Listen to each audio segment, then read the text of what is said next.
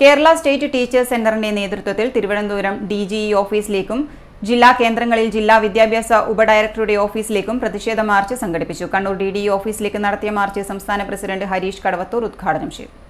അക്കാദമിക കലണ്ടർ പുനഃപരിശോധിക്കുക, ജോലി സുരക്ഷ ഉറപ്പുവരുത്തുക, ഇക്കണോമിക് വിദ്യാലയങ്ങളിലെ നിയമനങ്ങൾക്ക് പരിഹാരം കാണുക, സർവീസിലുള്ള അധ്യാപകർക്ക് KTET ഇളവ് നൽകുക, പങ്കാളിത്ത പെൻഷൻ പദ്ധതി ഉപേക്ഷിക്കുക തുടങ്ങിയ ആവശ്യങ്ങൾ ഉന്നയിച്ചാണ് മാർച്ച് നടത്തിയത്. വിദ്യാഭ്യാസ കലണ്ടർ ഇവിടെ പ്രസിദ്ധീകരിച്ചിരിക്കുകയാണ്. കുട്ടികളുടെ അവരുടെ മാനസിക നില പരിശോധിക്കാതെ, പൊതുസമൂഹത്തിൻ്റെ രക്ഷിതാക്കളുടെ അവരുടെ അഭിപ്രായങ്ങൾ തേടാതെ ഒരു വിദ്യാഭ്യാസ കലണ്ടർ നമ്മുടെ കേരളത്തിൽ ഈ സർക്കാർ കൊണ്ടുവന്നു. 220 ദിവസമാണ് അതിൽ പറഞ്ഞിരിക്കുന്നത്. നേരത്തെ വിദ്യാഭ്യാസ വകുപ്പ് അധ്യാപക സംഘടനകളുമായി QIP-യുമായി ചർച്ച ചെയ്ത് ആ യോഗത്തിലെടുത്ത തീരുമാനം 205 ഓർ 210 ദിവസം എന്നത് 220 ദിവസമാക്കിക്കൊണ്ടാണ് വന്നത്. അശാസ്ത്രീയമായ ഈ കലണ്ടർ പുനഃപരിശോധിക്കണമെന്നാണ് കേരള സ്റ്റേറ്റ് ടീച്ചേഴ്സ് സെൻ്ററിന് ആവശ്യപ്പെടാനുള്ളത്.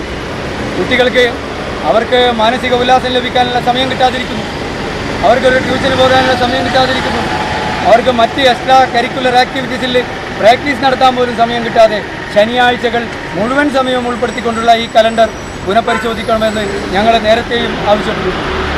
ഇതിനെ ജോലി സുരക്ഷ 2014 പ്രൊട്ടക്ഷൻ സമ്പ്രദായം കേരളത്തിൽ കൊണ്ടുവന്നു.